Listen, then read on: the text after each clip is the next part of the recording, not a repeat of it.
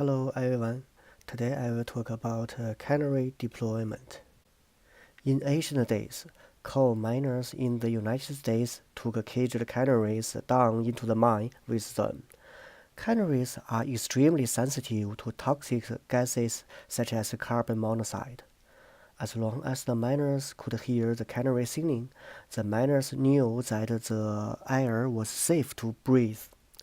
Otherwise, the miners needed to evacuate immediately.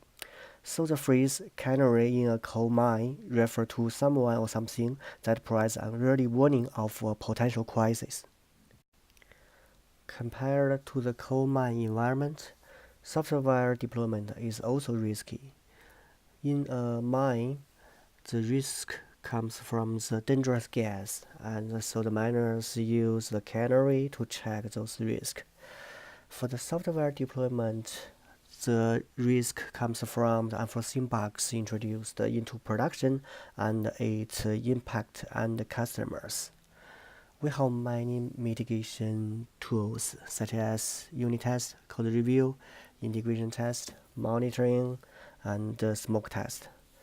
But all these mitigation are still not enough.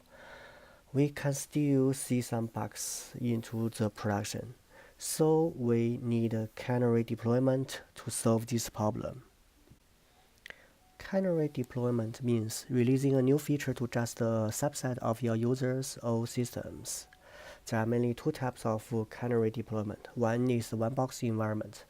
You don't release your software to the whole fleet of your production, but release to one host for the first time. The other is A/B test. You dial up some percentage of your users to using a new feature.